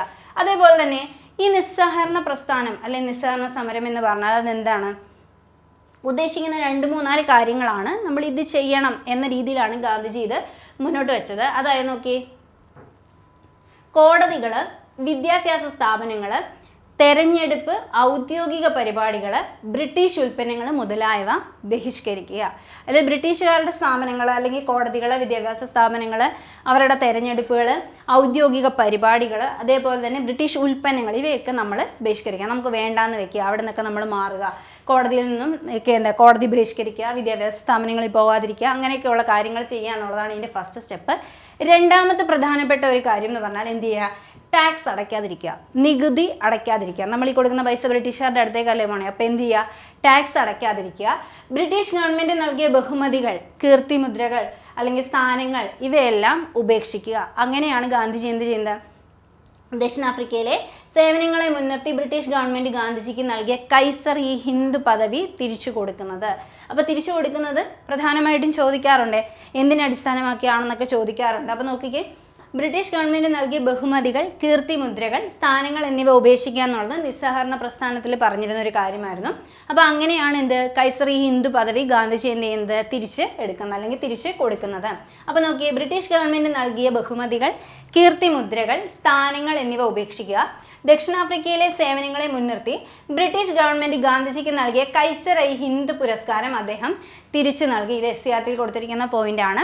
അപ്പോൾ നോക്കിക്കേ, അപ്പോൾ എന്തൊക്കെയാണ് നമ്മൾ പ്രധാനപ്പെട്ട അവരുടെ സ്ഥാപനങ്ങളിൽ നിന്നൊക്കെ ബഹിഷ്കരിക്കുക, അതേപോലെ തന്നെ നികുതി അടയ്ക്കാതിരിക്കുക, തന്നിട്ടുള്ള സ്ഥാനമാനങ്ങളൊക്കെ തിരിച്ചു കൊടുക്കുക എന്നൊക്കെയുള്ളത് ഏതിൻ്റെ ബേസ് ചെയ്തുണ്ടായിരുന്ന കാര്യങ്ങളാണ്, അല്ലെങ്കിൽ ഏതിൻ്റെ ക്രൈറ്റീരിയ ആയിരുന്നു, നിസ്സഹകരണ പ്രസ്ഥാനം എങ്ങനെ നടത്തണം എന്നുള്ളതിന് ഗാന്ധിജി നൽകിയിരുന്ന കുറച്ച് നിർദ്ദേശങ്ങളായിരുന്നു. ഇനി നോക്കിയേ, ഇന്ത്യൻ ജനങ്ങൾ ഗവൺമെൻറ് ഓഫീസുകളും കോടതികളും വിദ്യാഭ്യാസ സ്ഥാപനങ്ങളും ബഹിഷ്കരിച്ചു. രാജ്യത്തിൻ്റെ പല ഭാഗത്തും നിർമ്മാണാത്മക പ്രവർത്തനങ്ങൾ ആരംഭിച്ചു. അപ്പോൾ ജനങ്ങൾ എന്ത് ചെയ്തു, ഗവൺമെൻറ് ഓഫീസുകളും കോടതികളും സ്കൂളും ഒക്കെ കൂടുതൽ ബഹിഷ്കരിക്കുകയും എന്ത് ചെയ്തു, രാജ്യത്ത് പലയിടത്തും നിർമ്മാണാത്മക പ്രവർത്തനങ്ങൾ ആരംഭിക്കുകയും ചെയ്തു. അങ്ങനെ നിർമ്മിച്ച പ്രധാനപ്പെട്ട വിദ്യാഭ്യാസ സ്ഥാപനങ്ങളാണ് നമ്മൾ നോക്കുന്നത്. ഏതൊക്കെയാണ്, കാശി വിദ്യാപീഠം, ജാമിയ മിലിയ ഇസ്ലാമിയ കോളേജ്, ഗുജറാത്ത് വിദ്യാപീഠം തുടങ്ങിയവ സ്ഥാപിക്കപ്പെട്ടു. അപ്പോൾ ഈ ഒരു സമരം, ഈ ഒരു ബഹിഷ്കരണത്തിന് ശേഷം ഉണ്ടായ കൺസ്ട്രക്റ്റീവ് പ്രോസസ് അല്ലെങ്കിൽ നിർമ്മാണാത്മക പ്രവർത്തനങ്ങൾ കൊണ്ട് ഉണ്ടായ കാര്യങ്ങളാണ്, ഉണ്ടായ വിദ്യാഭ്യാസ സ്ഥാപനങ്ങളാണ് ഏതൊക്കെ, കാശി വിദ്യാപീഠം, ജാമി മിലിയ ഇസ്ലാമിയ കോളേജ്, ഗുജറാത്ത് വിദ്യാപീഠം തുടങ്ങിയവ. ഇനി നോക്കി, ഈ നിർമ്മാണാത്മക പ്രവർത്തനത്തിൻ്റെ ഭാഗമായി ചർക്കയെയും ഖാദിയെയും പ്രാദേശിക ഉൽപ്പന്നങ്ങളെയും പ്രോത്സാഹിപ്പിച്ചു. അപ്പം നമ്മൾ വിദേശികളുടെ വസ്തുക്കൾ, വിദേശീയമായിട്ടുള്ള കാര്യങ്ങളെല്ലാം ബഹിഷ്കരിക്കുകയും സ്വദേശീയമായ കാര്യങ്ങളെ പ്രോത്സാഹിപ്പിക്കുകയും ചെയ്യുക എന്നുള്ളതാണ് ഇതിൻ്റെ ഒരു പ്രധാനപ്പെട്ട കാര്യം എന്ന് പറയുന്നത്. അപ്പോൾ നോക്കിക്കേ, നിർമ്മാണാത്മക പ്രവർത്തനത്തിൻ്റെ ഭാഗമായി നമ്മൾ ഈ പറഞ്ഞു, വിദേശ നിർമ്മിതമായ, നമ്മളിപ്പോൾ പറഞ്ഞില്ലേ എന്താണ്, ബ്രിട്ടീഷ് ഉൽപ്പന്നങ്ങൾ മുതലായവ ബഹിഷ്കരിക്കാൻ നമ്മൾ പറഞ്ഞു. അതിനുശേഷം നമ്മൾ പ്രോത്സാഹിപ്പിച്ച കാര്യമാണ് ഏത്, ഈ പറഞ്ഞ ചർക്കയെയും ഖാദിയെയും ഒക്കെ, അതേപോലെ പ്രാദേശിക ഉൽപ്പന്നങ്ങളെയും കൂടുതൽ പ്രോത്സാഹിപ്പിക്കാനായിട്ട് തുടങ്ങി. എന്ന് നോക്കിയേ, മഹാത്മാഗാന്ധിയുടെ നിസ്സഹകരണ സമരത്തിന് ജനങ്ങളിൽ നിന്നും ഭയങ്കര ആവേശകരമായ ഒരു പ്രതികരണമാണ് ലഭിച്ചത്. ആൾക്കാർ ഇത് കൂടുതൽ ഗാന്ധി പറഞ്ഞ രീതിയിലേക്ക് കാര്യങ്ങൾ ചെയ്യാനായിട്ട് കൂടുതൽ ശ്രമിക്കുകയും കൂടുതൽ ആൾക്കാർ ഇതിലേക്ക് ഇൻവോൾവ് ആവുകയും ചെയ്തു. ഇനി നോക്കിയേ, 100 കണക്കിന് അഭിഭാഷകർ കോടതി ബഹിഷ്കരിച്ചു. വിദ്യാർത്ഥികളും അധ്യാപകരും വിദ്യാഭ്യാസ സ്ഥാപനങ്ങൾ വിട്ടിറങ്ങുകയും ചെയ്തു. ഫാക്ടറി തൊഴിലാളികളും കൃഷിക്കാരും സമരത്തിന്റെ മുൻനിരയിൽ തന്നെ പ്രവർത്തിച്ചു. അവർ വിദേശ വസ്ത്രങ്ങൾ ശേഖരിച്ച് കത്തിച്ചു. വിദേശത്ത് നിന്ന് ഇമ്പോർട്ട് ചെയ്ത് കൊണ്ടുവന്നിരുന്ന സാധനങ്ങൾ എന്ത് ചെയ്തു? അവരെ ശേഖരിച്ച് കത്തിക്കുകയും ചെയ്തു. അപ്പോൾ നോക്കിക്കേ, വിദ്യാഭ്യാസം ഉള്ളവരും താഴേക്കിടയിൽ ജോലി ചെയ്യുന്നവരും എല്ലാവരും ഈ ഒരു സമരത്തിന്, ഗാന്ധിയോടൊപ്പം നിസ്സഹകരണ സമരത്തിന് നിൽക്കുകയും അവരെന്ത് ചെയ്തു? വിദേശ വസ്ത്രങ്ങളൊക്കെ ശേഖരിച്ച് കത്തിക്കുകയും ചെയ്തു. അതേപോലെ തന്നെ ആയിരക്കണക്കിന് സ്ത്രീകൾ അവരുടെ ആഭരണങ്ങൾ സത്യാഗ്രഹ ഫ്രണ്ടിലേക്ക് ഊരിക്കൊടുത്തു. മലബാറിൽ കർഷകർ ജന്മിവിരുദ്ധ കലാപം നടത്തി. മലബാറിൽ കർഷകർ ജന്മിവിരുദ്ധ കലാപം നടത്തുന്ന ഏതുമായി ബന്ധപ്പെട്ടാണ്? നിസ്സഹകരണ പ്രസ്ഥാനവുമായിട്ട് ബന്ധപ്പെട്ടിട്ടാണ്. ഇനി നോക്കിക്കേ, ആന്ധ്രാപ്രദേശ്, ഉത്തർപ്രദേശ്, ബീഹാർ, ഒറീസ തുടങ്ങിയ സംസ്ഥാനങ്ങളിലെ കൃഷിക്കാർ അന്യായമായ നികുതി അടയ്ക്കാൻ വിസമ്മതിച്ചു. അപ്പോൾ ഈ ഒരു പ്രസ്ഥാനത്തിൻ്റെ ആ ഒരു ശക്തിയിൽ, അല്ലെ ആ ഒരു എനർജിയിൽ എന്ത് ചെയ്തു? ആന്ധ്രാപ്രദേശ്, ഉത്തർപ്രദേശ്, ബീഹാർ, ഒറീസ തുടങ്ങിയ സംസ്ഥാനങ്ങളിലെ കർഷകർ ഉൾപ്പെടെ എന്ത് ചെയ്തു? ഇവർ, അതായത് അന്യായമായി, ശരിക്കും ന്യായപരമായിട്ടുള്ള ഒരു ടാക്സ് അല്ലായിരുന്നു, ഒരുപാട് ബാധ്യതകൾ അവർക്ക് ഏൽപ്പിക്കുന്ന അന്യായമായ ടാക്സ് ആയിരുന്നു അവരതുവരെ ഒടുക്കിക്കൊണ്ടിരുന്നത്. ആ ഒരു അന്യായമായ ടാക്സ് അടയ്ക്കുന്ന പരിപാടി അവരങ്ങ് നിർത്തി. അപ്പം നോക്കിക്കേ, 1921 നവംബറിലെ വെയിൽസ് രാജകുമാരൻ്റെ ഇന്ത്യ സന്ദർശനത്തിനെതിരെ പ്രകടനങ്ങളും രാഷ്ട്രീയ യോഗങ്ങളും ഹർത്താലുകളും സംഘടിപ്പിച്ചു. ഇതേ തുടർന്ന് ബ്രിട്ടീഷ് ഗവൺമെൻറ് നിസ്സഹകരണ സമരം അടിച്ചമർത്താനുള്ള നടപടി ആരംഭിച്ചു. അപ്പം എന്തൊക്കെയാണ്? ഇത്രയും ശക്തമായിട്ട് ആൾക്കാർ പല രീതിയിൽ ഇതിന് വേണ്ടിയിട്ട് നിന്ന സമയത്ത് ബ്രിട്ടീഷുകാർക്ക് മനസ്സിലായി ഇത് ശക്തി പ്രാപിക്കുകയാണ്, ഈ ഒരു പ്രസ്ഥാനമല്ല, ഈ ഒരു സമരം ശക്തി പ്രാപിക്കുകയാണ് എന്നറിഞ്ഞിട്ട് ഇതേ തുടർന്ന് ബ്രിട്ടീഷ് ഗവൺമെൻറ് എന്ത് ചെയ്തു?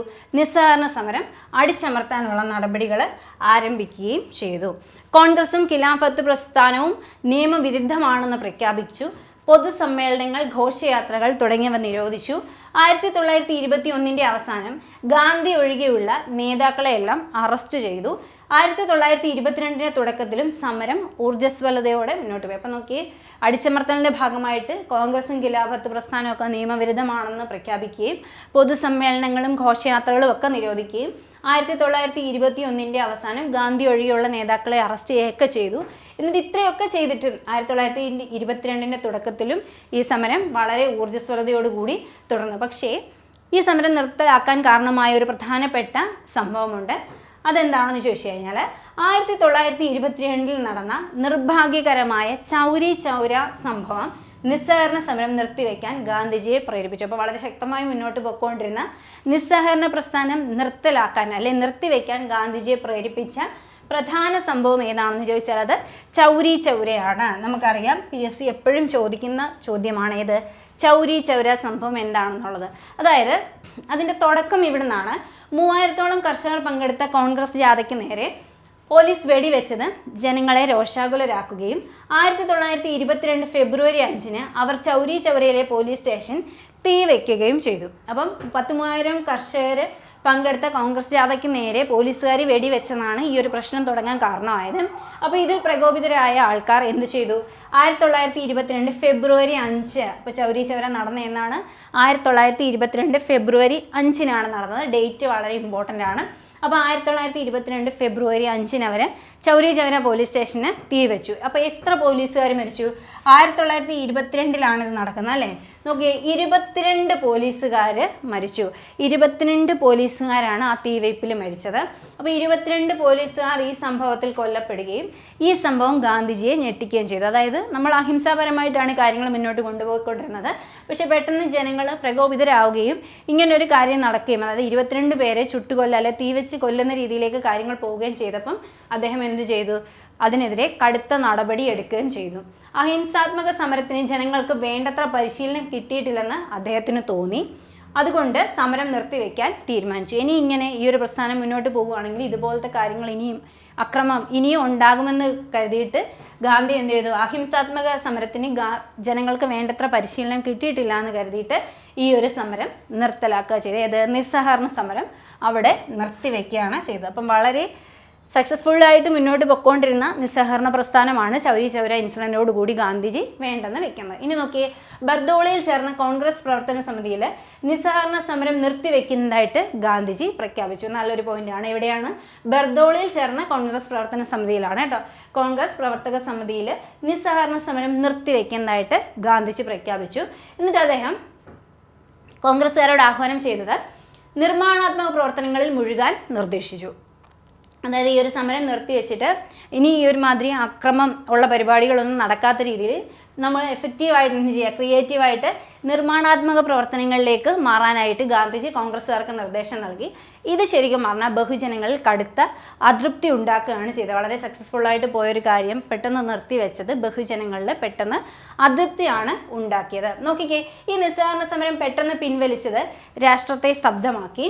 ഇതിനെതിരെ ഗാന്ധിജിയോട് വിയോജിപ്പ് അറിയിച്ച പ്രമുഖ നേതാക്കന്മാരാണ് CR ദാസ്, മോത്തിലാൽ നെഹ്റു, ലാലാ ലജ്പത് റായ്. അപ്പോൾ CR ദാസ്, ചിത്തരഞ്ജൻ ദാസ്, മോത്തിലാൽ നെഹ്റു, ലാലാ ലജ്പത് റായ് തുടങ്ങിയ നേതാക്കൾ എന്ത് ചെയ്തു? ഈ ഒരു സമരം നിർത്തിവെക്കുന്നതിനുള്ള എതിർപ്പ് ഗാന്ധിജിയെ അറിയിക്കുകയും ചെയ്തു. പക്ഷേ ഗാന്ധിജി ആ ഒരു തീരുമാനത്തിൽ തന്നെ ഉറച്ചു നിൽക്കുകയും ഈ ഒരു കാര്യത്തെയാണ് സുഭാഷ് ചന്ദ്രബോസ് ദേശീയ ദുരന്തം എന്ന് പറഞ്ഞത്. ദേശീയ ദുരന്തമായി വിശേഷിപ്പിച്ചത് ഗാന്ധിജിയുടെ ഈ ഒരു തീരുമാനത്തെയാണ്. അപ്പം നിസ്സഹകരണ സമരം നിർത്തിവെക്കാനുള്ള ഗാന്ധിജിയുടെ തീരുമാനത്തെയാണ് സുഭാഷ് ചന്ദ്രബോസ് എന്ത് ദേശീയ ദുരന്തം എന്ന് വിശേഷിപ്പിച്ചത്. പ്രീവിയസ് ചോദ്യമായിരുന്നു, ദേശീയ ദുരന്തം എന്ന് സുഭാഷ് ചന്ദ്രബോസ് വിശേഷിപ്പിച്ചത് എന്താണെന്ന് ചോദിച്ചിട്ടുണ്ട്. ദേശീയ ദുരന്തം എന്ന് ഈ ഒരു നിസ്സഹകരണ സമരം നിർത്തിവെക്കുന്നതിന് ദേശീയ ദുരന്തം എന്ന് വിശേഷിപ്പിച്ചത് ആരാണെന്നും ചോദിച്ചിട്ടുണ്ട്. അപ്പോൾ സുഭാഷ് ചന്ദ്രബോസ് നിസ്സഹകരണ പ്രസ്ഥാനം നിർത്തിവെക്കുന്നതിനെ കുറിച്ചാണ് ദേശീയ ദുരന്തം എന്ന് വിശേഷിപ്പിച്ചത്. അങ്ങനെ നിർത്തിവെക്കാനെടുത്ത ഗാന്ധിജിയുടെ ആ ഒരു തീരുമാനത്തെയാണ് ദേശീയ ദുരന്തം എന്ന് വിശേഷിപ്പിച്ചത്. ഇത് നോക്കി, ദേശീയ പ്രസ്ഥാനത്തിൽ സാധാരണക്കാരെ കൂടി പങ്കെടുപ്പിച്ച് അവർക്ക് ആത്മവിശ്വാസം നൽകി മഹാത്മാഗാന്ധി എന്ത് ചെയ്തു? ഇന്ത്യൻ സ്വാതന്ത്ര്യ സമരത്തിൻ്റെ ചരിത്രത്തിൽ അനിശ്ചിതനായ നേതാവായിട്ട് മാറുകയും ചെയ്തു. അപ്പോൾ അതായത് നമ്മൾ മുമ്പേ പറഞ്ഞു, വളരെ വിദ്യാഭ്യാസമുള്ള അഭിഭാഷകരും ടീച്ചേഴ്സും ഉൾപ്പെടെയുള്ള ആൾക്കാർ തൊട്ട് ഫാക്ടറി തൊഴിലാളികളും കർഷകരും ഉൾപ്പെടെ ബഹുജനങ്ങളിൽ നിന്നും വളരെയധികം സപ്പോർട്ട് കിട്ടിയ ഒരു കാര്യമാണ് നിസ്സഹകരണ സമരം എന്ന് പറയുന്നത്. അപ്പോൾ ഈ ഒരു ഇൻവോൾവ്മെൻറ്റ്, ആൾക്കാരുടെ ഈ ഒരു പാർട്ടിസിപ്പേഷനാണ് നിസ്സഹകരണ സമരം കൊണ്ട് പ്രധാനമായിട്ട് ഗാന്ധിജി ഉണ്ടാക്കിയെടുത്ത ഏറ്റവും പ്രധാനപ്പെട്ട ഒരു കാര്യം എന്ന് പറയുന്നത്, അല്ലെങ്കിൽ അതിൻ്റെ ഒരു ബെനിഫിറ്റ് എന്ന് പറയുന്നത്. ഇനി നോക്കിക്കേ, അടുത്തതാണ് സിവിൽ നിയമലംഘന പ്രസ്ഥാനം. സിവിൽ നിയമലംഘന പ്രസ്ഥാനം വരുന്നത് 1929 ലാഹോറിൽ നടന്ന കോൺഗ്രസ് സമ്മേളനം സിവിൽ നിയമലംഘന സമരം നടത്തുന്നതിനുള്ള പരിപാടികൾ ആസൂത്രണം ചെയ്യാൻ ഗാന്ധിജിയെ ചുമതലപ്പെടുത്തി. നോക്കിയേ, എന്നാണ് 1929 ലാഹോറിൽ നടന്ന കോൺഗ്രസ് സെക്ഷനിൽ എന്ത് ചെയ്തു? സിവിൽ നിയമലംഘന സമരം നടത്തുന്നതിനുള്ള പരിപാടികൾക്കുള്ള ചുമതല ആരെ ഏൽപ്പിച്ചു? ഗാന്ധിജിയെ ഏൽപ്പിച്ചു. 1930 ജനുവരി 26 പൂർണ്ണ സ്വാതന്ത്ര്യ ദിനമായി ആചരിക്കാനായിട്ട് അല്ലെങ്കിൽ ആഘോഷിക്കാനായിട്ട് തീരുമാനിച്ചു, അല്ലേ? അപ്പോൾ ഈ ഡേറ്റിനെ പ്രത്യേകം നിങ്ങൾക്കറിയാം, നമ്മുടെ റിപ്പബ്ലിക് ഡേ ആണ്. 1930 ജനുവരി 26 നമ്മൾ അതിന് മുന്നേ 1930 തന്നെ ഈ ഒരു ഡേറ്റ് നമ്മൾ പൂർണ്ണ സ്വാതന്ത്ര്യ ദിനമായിട്ട് ആഘോഷിച്ചിരുന്നു. അപ്പോൾ നമ്മുടെ റിപ്പബ്ലിക് ഡേ ആയ ജനുവരി 26 അങ്ങനെയാണ് വന്നത്. ഇനി നോക്കി, സ്വാതന്ത്ര്യ ദിനാഘോഷം കഴിഞ്ഞ ഉടൻ തന്നെ ഗാന്ധിജി എന്ത് ചെയ്തു? സിവിൽ നിയമലംഘനം ആരംഭിക്കുന്നതിനെ കുറിച്ച് പ്രഖ്യാപിച്ചു. അപ്പം ഏത് സമ്മേളനമാണ് ഇതിന് സിവിൽ നിയമലംഘന പ്രസ്ഥാനത്തിന് അംഗീകാരം അല്ലെങ്കിൽ അത് മുന്നോട്ട് വെച്ചതെന്ന് ചോദിക്കാം. 1929 ലാഹോറിൽ നടന്ന INCയുടെ സെക്ഷനാണ്. 1930 ജനുവരി 26 നമ്മൾ പൂർണ്ണ സ്വാതന്ത്ര്യ ദിനമായിട്ട് ആചരിച്ച ദിവസം എന്ന് പറയുന്നത്. ഈ ഒരു ആഘോഷമൊക്കെ കഴിഞ്ഞതിന് ശേഷം തന്നെ സിവിൽ നിയമലംഘന പ്രസ്ഥാനം ആരംഭിക്കുന്നതായിട്ട് ഗാന്ധിജി പ്രഖ്യാപിക്കുന്നു. താൻ ഉപ്പ് നിയമം ലംഘിച്ച് ജാഥ നടത്തുന്നതിനെക്കുറിച്ച് ഇദ്ദേഹം അന്നത്തെ നമ്മുടെ വൈസ്രോയി ആയിരുന്ന ഇർവിൻ പ്രഭുവിനൊരു നോട്ടീസ് അയക്കുന്നുണ്ട്. അതായത് ശരിക്കും ഇത് തുടങ്ങുന്നത് ഉപ്പിന് നികുതി ചുമത്തുന്നതിനെതിരെയാണ് തുടങ്ങുന്നത്. അതുകൊണ്ട് തന്നെ ഉപ്പ് നിയമം ലംഘിച്ച് ജാഥ നടത്താൻ പോകുകയാണെന്ന് പറഞ്ഞ് ഗാന്ധിജി അന്നത്തെ നമ്മുടെ വൈസ്രോയി ആയ ഇർവിൻ എന്ത് ചെയ്യുന്നു? ഒരു നോട്ടീസ് നൽകുന്നു. പക്ഷേ ഇത് അദ്ദേഹം ഭയങ്കരമായിട്ട് അങ്ങനെ കൺസിഡർ ചെയ്യുന്നൊന്നുമില്ല. ഇതിൻ്റെ വ്യാപ്തി മനസ്സിലാക്കുന്നതിൽ എന്ത് ചെയ്തു? വൈസ്രോയി പരാജയപ്പെട്ടു. അപ്പോൾ ഇതിൻ്റെ പ്രധാന കാര്യങ്ങൾ എന്തൊക്കെയാണ്, എങ്ങനെയൊക്കെയാണ് ഇത് ചെയ്യുന്നതെന്ന് ചോദിച്ചാൽ, ഉപ്പിന് നികുതി ചുമത്തിക്കൊണ്ട് നടപ്പിലാക്കിയ നിയമത്തിനെതിരെ പ്രതിഷേധിക്കുക എന്നുള്ളതാണ് ഇതിൻ്റെ ഒന്നാമത്തെ ക്രൈറ്റീരിയ എന്ന് പറയുന്നത്. 2, വിദ്യാഭ്യാസ സ്ഥാപനങ്ങളും കോടതികളും സർക്കാർ ഓഫീസുകളും എല്ലാം ബഹിഷ്കരിക്കണം. 3, വിദേശ വസ്ത്രങ്ങൾ തീയിടുക, വിദേശ സാധനങ്ങൾ ബഹിഷ്കരിക്കുക. 4, ഗവൺമെൻറ്റിലേക്കുള്ള നികുതി അടയ്ക്കാതിരിക്കുക. നേരത്തെ നമ്മൾ എടുത്തിരുന്ന അതേ ക്രൈറ്റീരിയ തന്നെയാണ് ഈ ഒരു ഓൾമോസ്റ്റ് അതുപോലെ തന്നെയാണ് ഈ ഒരു സമരത്തിനും ഗാന്ധി നൽകിയ കണ്ടീഷൻസ്. ഇങ്ങനെ ചെയ്യണമെന്ന് പറഞ്ഞ് അദ്ദേഹം നൽകിയ നിർദ്ദേശങ്ങൾ ഇതൊക്കെയായിരുന്നു.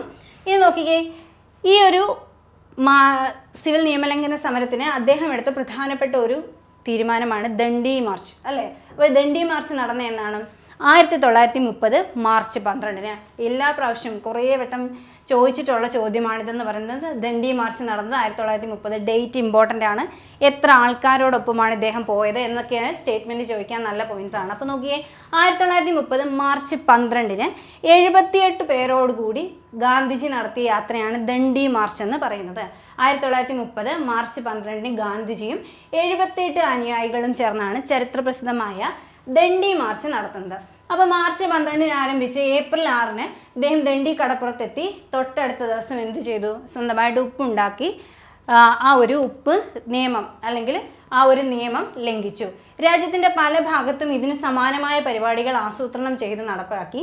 ലക്ഷക്കണക്കിന് പേർ ഉപ്പ് നിയമം ലംഘിക്കുകയും ഹർത്താലും പ്രകടനങ്ങളും വിദേശ വസ്തുക്കളുടെ ബഹിഷ്കരണവും തുടർന്ന് പോരുകയും ചെയ്തു. അപ്പോൾ നോക്കിക്കേ, ഈ ഒരു ഡേറ്റ് ആണ് ഇവിടെ ഏറ്റവും ഇമ്പോർട്ടൻ്റ്. 1930 മാർച്ച് 12-ന് യാത്ര ആരംഭിക്കുന്നു 78 അനുയായികളോടൊപ്പം. പക്ഷേ ഏപ്രിൽ 6-നാണ് ദണ്ഡി കടപ്പുറത്തെത്തി എന്ത് ചെയ്യുന്നത്? അദ്ദേഹം സ്വന്തമായിട്ട് ഉപ്പുണ്ടാക്കി ആ ഒരു നിയമം ലംഘിക്കുന്നത്. ഇനി നോക്കി, സ്ത്രീകളും കർഷകരും വ്യവസായ തൊഴിലാളികളും ഇത്തരം സമരങ്ങളിൽ സജീവമായി. കർഷകർ വന നിയമം ലംഘിച്ചു, വ്യവസായ തൊഴിലാളികൾ പണിമുടക്കി, അഭിഭാഷകർ ബ്രിട്ടീഷ് കോടതി ബഹിഷ്കരിച്ചു, വിദ്യാർത്ഥികൾ ഗവൺമെൻറ് നടത്തുന്ന വിദ്യാഭ്യാസ സ്ഥാപനങ്ങൾ വിട്ടിറങ്ങി. ഇന്ത്യയുടെ വടക്ക് പടിഞ്ഞാറൻ അതിർത്തിയിലേക്ക് സമരം വ്യാപിക്കുകയും ചെയ്തു. അപ്പം ഈ ഒരു സമരത്ത് ആ ഒരു അതിർത്തിയോട് ചേർന്ന് ഈ സമരത്തിനൊക്കെ നേതൃത്വം നൽകിയ വ്യക്തിയാണ് ആര്? ഖാൻ അബ്ദുൾ ഗാഫർ ഖാൻ. ഇത് അടുത്തിടയിൽ PSC ചോദിച്ചൊരു ചോദ്യമാണ്. ഖുദായി ഖിദ്മത്ഗർ എന്ന സംഘടന ആര് സ്ഥാപിച്ചതാണെന്ന്? അത് ഖാൻ അബ്ദുൾ ഗാഫർ ഖാൻ സ്ഥാപിച്ച സംഘടനയാണ്, ഓർത്തിരിക്കുക. അപ്പം അതിർത്തി ഗാന്ധി എന്നറിയപ്പെടുന്ന ആരാണ്? അതും പ്രീവിയസ് ആയിട്ട് ചോദിച്ചിട്ടുള്ളതാണ്. അതാരാണ്? ഖാൻ അബ്ദുൾ ഗാഫർ ഖാൻ. അപ്പോൾ അതിർത്തി ഗാന്ധി എന്നറിയപ്പെടുന്നത് ഖാൻ അബ്ദുൾ ഗാഫർ ഖാനാണ്. ഇദ്ദേഹത്തിൻ്റെ പ്രശസ്തമായ അല്ലെങ്കിൽ ഇദ്ദേഹത്തിൻ്റെ ഫേമസ് ആയിട്ടുള്ള സംഘടനയാണ് ഇതെന്ന് പറയുന്നത് ഖുദായി ഖിദ്മത്ഗർ എന്ന് പറയുന്നത്. അപ്പം ഈ ഒരു സംഘടന, ഇദ്ദേഹം അതിർത്തി ഗാന്ധി എന്നറിയപ്പെടാനുള്ള കാര്യം എന്താണ്? ഈ ഒരു ഉപ്പ് നിയമം ലംഘിക്കുന്ന ആ ഒരു പരിപാടിയിൽ നമ്മുടെ വടക്ക് പടിഞ്ഞാറൻ അതിർത്തിയിലേക്ക് സമരം വ്യാപിച്ച സമയത്ത് അതിന് നേതൃത്വം കൊടുത്ത വ്യക്തി ആരാണ്? ഖാൻ അബ്ദുൾ ഗാഫർ ഖാനാണെന്ന് ഓർത്തിരിക്കുക. ഇത് നോക്കുകയും ഇപ്പോൾ നമ്മൾ പറഞ്ഞു, നമ്മുടെ ഇന്ത്യയുടെ വടക്ക് കിഴക്കൻ അതിർത്തിയിലേക്ക് ഈ ഒരു സമരം വളരെ ശക്തമായി വ്യാപിച്ചു എന്ന് പറഞ്ഞു. അപ്പോൾ ആ ഒരു സമയത്ത് ഈ ഒരു സമരത്തിൽ സജീവ സാന്നിധ്യമായിരുന്ന വ്യക്തിയാണ് മണിപ്പൂരികളായിരുന്നു. മണിപ്പൂരികളുടെ സജീവ സാന്നിധ്യം ഈ ഒരു സമരത്തിലുടനീളം ഉണ്ടായിരുന്നു. ഇനി നമ്മളിങ്ങനെ കേരളത്തിലേക്ക് നോക്കുകയാണെന്നുണ്ടെങ്കിൽ 1930 ഏപ്രിൽ മാസത്തിൽ കേളപ്പൻ്റെ നേതൃത്വത്തിൽ സത്യാഗ്രഹികൾ എന്ത് ചെയ്തു? കോഴിക്കോട് നിന്നും പയ്യന്നൂരിലേക്ക് കാൽനടയായിട്ട് എത്തി ഉളിയടത്ത് കടവിൽ വെച്ചിട്ട് ഉപ്പ് നിയമം ലംഘിച്ചു. അപ്പം നമ്മൾ പറഞ്ഞു, ഗാന്ധിജി ഇത് ദണ്ഡി കടപ്പുറത്ത് വെച്ച് നടത്തിയ കാര്യം ഇന്ത്യയുടെ പല സംസ്ഥാനങ്ങളിൽ പലയിടങ്ങളിലായിട്ട് നടന്നു എന്ന് പറഞ്ഞു. അപ്പം അതിർത്തി ഗാന്ധി ഖാൻ അബ്ദുൾ ഗാഫർ ഖാൻ അതിർത്തി പ്രദേശങ്ങളിൽ ഇതിന് നേതൃത്വം നൽകി. കേരളത്തിലേക്ക് നോക്കുകയാണെന്നുണ്ടെങ്കിൽ ആരാണ്? കേളപ്പൻ്റെ നേതൃത്വത്തിൽ കോഴിക്കോട് നിന്നും പയ്യന്നൂരിലേക്ക് കാൽനടയായിട്ട് എത്തി ഉളിയടത്ത് കടവിൽ വെച്ചിട്ട് ഉപ്പ് ലംഘന നിയമം അല്ലെങ്കിൽ ഉപ്പ് നിയമം ലംഘിച്ചു. ഇന്ന് നോക്കിക്കേ, മുഹമ്മദ് അബ്ദുറഹിമാൻ സാഹിബിൻ്റെയും മൊയ്തു മൗലവിയുടെയും നേതൃത്വത്തിൽ അനേകായിരങ്ങൾ പയ്യന്നൂരിൽ എത്തിച്ചേരുകയും ഈ ഒരു കാര്യം അല്ലെങ്കിൽ ഈ ഉപ്പ് നിയമം ലംഘിക്കുകയും ചെയ്തു. അപ്പം 1930 ഏപ്രിൽ മാസത്തിലാണ് കേളപ്പൻ്റെ നേതൃത്വത്തിൽ ഇവിടെ വെച്ച് ഉളിയടത്ത് കടവിൽ വെച്ചിട്ട് ഉപ്പ് നിയമം ലംഘിക്കുന്നു. പിന്നീട് ഇതേപോലെ തന്നെ മുഹമ്മദ് അബ്ദുറഹിമാൻ സാഹിബിൻ്റെയും മൊയ്തു മൗലവിയുടെ നേതൃത്വത്തിൽ പയ്യന്നൂരിലേക്ക് ഒരുപാട് ആൾക്കാർ എത്തിച്ചേരുകയും ചെയ്തു. നോക്കിക്കേ, നൂറുകണക്കിന് സ്ത്രീകളും ഈ സമരത്തിൽ അണിനിരന്നു. അപ്പം സ്ത്രീകളിലും ഈ ഒരു സമരത്തിൽ സജീവ സാന്നിധ്യമായിരുന്നു. അതിൽ പ്രശസ്തയായിട്ടുള്ള വനിതകളാണ് MV കുട്ടിമാളു അമ്മ, NS പ്രഭു, ഈശ്വരി അമ്മ എന്നിവർ ഇവരിൽ പ്രമുഖരാണ്. നമുക്കറിയാം, കുട്ടിമാളു അമ്മയൊക്കെ നമ്മൾ അല്ലാതെ പഠിക്കുന്നതാണ്. അപ്പം നൂറുകണക്കിന് സ്ത്രീകൾ ഈ സമരത്തിൽ അണിനിരന്നു. MV കുട്ടിമാളു അമ്മ, NS പ്രഭു, ഈശ്വരി അമ്മ എന്നിവർ ഈ പ്രധാന അല്ലെങ്കിൽ സജീവമായിട്ടുള്ള സ്ത്രീ സാന്നിധ്യങ്ങളിലെ പ്രമുഖരായിരുന്നു. ഇവർ ഗാന്ധിജിയോടൊപ്പം പങ്കെടുത്ത മലയാളികൾ ആരാണ് ഈ ദണ്ഡി മാർച്ചിൽ നിന്ന് നമുക്ക് ജസ്റ്റ് ചോദിക്കാം. സ്റ്റേറ്റ്മെൻറ്റ് തന്നിട്ട് ഇന്ന ആൾക്കാർ ആരൊക്കെയാണെന്ന് വേണമെങ്കിൽ ചോദിക്കാം. അപ്പോൾ നമ്മൾ ജസ്റ്റ് പേരൊന്ന് അറിഞ്ഞിരിക്കുക. അതായത് C കൃഷ്ണൻ നായർ, ടൈറ്റസ്, രാഘവ പൊതുവാൾ, ശങ്കർജി. അപ്പോൾ നോക്കി, C കൃഷ്ണൻ നായർ നെയ്യാറ്റിൻകരയിൽ നിന്നുള്ള, അതേപോലെ ടൈറ്റസ് കോട്ടയത്തുകാരൻ ആയ ടൈറ്റസ്, രാഘവ പൊതുവാൾ ഷൊർണൂരിൽ നിന്നും രാഘവ പൊതുവാൾ, മായന്നൂരിൽ നിന്നും ശങ്കർജി എന്നിവരെന്താണ് ഗാന്ധിജിയോടൊപ്പം ദണ്ഡി മാർച്ചിൽ പങ്കെടുത്ത പ്രധാനപ്പെട്ട മലയാളികളാണ്. ടെക്സ്റ്റിലുള്ള പോയിന്റാണ്. അപ്പോൾ ചിലപ്പോൾ ഇതെങ്ങനെ ചോദിക്കാൻ ചാൻസ് ഉണ്ട്. ഈ ഭാഗത്ത് ഇത് നമ്മൾ നോക്കുന്നത് സിവിൽ നിയമലംഘന പ്രസ്ഥാനം അവസാനിച്ചത് എങ്ങനെയാണ് എന്നാണ്. നോക്കിയേ, ഈ സക്സസ്ഫുൾ ആയിട്ട് നടന്നുകൊണ്ടിരുന്ന നമ്മുടെ സിവിൽ നിയമലംഘന പ്രസ്ഥാനത്തെ ബ്രിട്ടീഷ് ഗവൺമെൻറ് എന്ത് ചെയ്തു, അതിക്രൂരമായിട്ട് അടിച്ചമർത്തുകയാണ് ചെയ്തത്. അതിനവർ ചെയ്തത് എന്താണെന്ന് ചോദിച്ചു കഴിഞ്ഞാൽ ഇന്ത്യൻ നാഷണൽ കോൺഗ്രസിനെ നിയമവിരുദ്ധ സംഘടനയായിട്ട് പ്രഖ്യാപിച്ചു. അതേപോലെ തന്നെ ഗാന്ധിജിയും 90,000-ഓളം അദ്ദേഹത്തിൻ്റെ അനുയായികളെയും ജയിലിലടച്ചു. 1000-കണക്കിന് ഏക്കർ ഭൂമി ബ്രിട്ടീഷുകാർ പിടിച്ചടക്കി. അതേപോലെ തന്നെ ലാസ്റ്റിൽ 1939 ഗാന്ധി ഇർവിൻ സന്ധി നിലവിൽ വന്നതോടെയാണ് എന്ത് ചെയ്യുന്നത്, സിവിൽ നിയമലംഘന പ്രസ്ഥാനം നിർത്തലാക്കുന്നത്, അല്ലെങ്കിൽ അത് അവസാനിപ്പിക്കുന്നത്. പക്ഷേ ഈ ഒരു സിവിൽ നിയമലംഘന പ്രസ്ഥാനം ഔദ്യോഗികമായിട്ട് എന്നാണ് പിൻവലിച്ചതെന്ന് ചോദിച്ചു കഴിഞ്ഞാൽ 1934 മാർച്ചിലാണ്. അപ്പം 1934 മാർച്ചിലാണ് കോൺഗ്രസ് എന്ത് ചെയ്ത് ഔദ്യോഗികമായിട്ട് സിവിൽ നിയമലംഘന പ്രസ്ഥാനം അല്ല ഈ ഒരു സമരം പിൻവലിച്ചത്. ഇനി നോക്കിക്കേ, നമ്മൾ നേരത്തെ കദം സിംഗിൻ്റെ കാര്യം പറഞ്ഞ പോലെ തന്നെ നമുക്ക് പഠിക്കാനുള്ള ഒരാളാണ് റാണി ഗൈദിലു. റാണി ഗൈദിലു എന്ന് പറഞ്ഞു കഴിഞ്ഞാൽ നേരത്തെ നമുക്കറിയാം PSCയുടെ ചോദ്യപേപ്പറിൽ വരുന്നതാണ്. നാഗന്മാരുടെ റാണി എന്നറിയപ്പെടുന്നത് ആരാണ്, അല്ലെ അങ്ങനെ വിശേഷിപ്പിച്ചത് ആരാണെന്നൊക്കെ ചോദിക്കാറുണ്ട്. അപ്പോൾ അതാണ് നമ്മൾ ഈ ഒരു ബോക്സിൽ പറഞ്ഞത്. ഇതും ബോക്സായിട്ട് തന്നെ നമ്മുടെ SCRT കൊടുത്തിട്ടുള്ളൊരു പോയിന്റാണ്. മഹാത്മാഗാന്ധിയുടെ ആഹ്വാനം ഏറ്റെടുത്ത് പ്രശസ്തമായ നാഗാ കലാപം സംഘടിപ്പിച്ച 13-കാരിയാണ്, 13 വയസ്സുള്ള ആളാണ് ആര്, റാണി ഗൈദിലു എന്ന് പറയുന്നത്. റാണി ഗൈദിലു എവിടെയാണ്, മഹാത്മാഗാന്ധിയുടെ ആഹ്വാനം ഏറ്റെടുത്ത് പ്രശസ്തമായ നാഗാ കലാപം സംഘടിപ്പിച്ച 13-കാരിയാണ് റാണി ഗൈദിലു എന്ന് പറയുന്നത്. 13-ാം വയസ്സിൽ അറസ്റ്റ് ചെയ്യപ്പെട്ട് ജീവപര്യന്തം ശിക്ഷ ഏറ്റുവാങ്ങി 15 വർഷത്തോളം ജയിലിൽ കടന്നു. പിന്നെ ഇന്ത്യക്ക് സ്വാതന്ത്ര്യം ലഭിച്ചതിന് ശേഷമാണ് എന്ത് ചെയ്യുന്നത്, ജയിലിന് പുറത്ത് എത്തുന്നത്. 1937 ജവഹർലാൽ നെഹ്റു ജയിലിൽ ഗൈദിലുവിനെ സന്ദർശിച്ച സമയത്താണ് ഇവരെ എന്തെന്ന് വിശേഷിപ്പിച്ചത്, നാഗന്മാരുടെ റാണി എന്ന് വിശേഷിപ്പിച്ചത്. അപ്പോൾ നോക്കിക്കേ, റാണി ഗൈദിലുവിനെ കുറിച്ചാണ് നമ്മൾ നോക്കുന്നത്. മഹാത്മാഗാന്ധിയുടെ ആഹ്വാനം ഏറ്റെടുത്ത് പ്രശസ്തമായ നാഗാ കലാപം ആരംഭിച്ച അല്ലെങ്കിൽ സംഘടിപ്പിച്ച 13-കാരിയാണ് റാണി ഗൈദിലു. നമ്മുടെ ജവഹർലാൽ നെഹ്റു ആണ് റാണി ഗൈദിലുവിനെ എന്തെന്ന് വിശേഷിപ്പിച്ചത്, നാഗന്മാരുടെ റാണി എന്ന് വിശേഷിപ്പിച്ചത്. പ്രീവിയസ് ചോദ്യമാണ് അത്. അപ്പോൾ ഇത്രയാണ് നമുക്ക് ഈ ഒരു ക്ലാസ്സിൽ പഠിക്കാനുള്ളത്. വളരെ കുറച്ച് കാര്യങ്ങളേ ഉള്ളൂ, പക്ഷേ ഓർത്തിരിക്കാൻ കുറച്ച് ഡേറ്റും നമ്പേഴ്സും ഒക്കെ ഉണ്ട്. ഇതൊക്കെ കൃത്യമായിട്ട് ഓർത്തിരിക്കുക. അപ്പം ഇതിന് ബാക്കിയുള്ള ക്ലാസ്സുകളും ടോപ്പിക്കുകളും ഒക്കെ ആയിട്ട് നമുക്ക് അടുത്ത ക്ലാസ്സിൽ കാണാം. താങ്ക്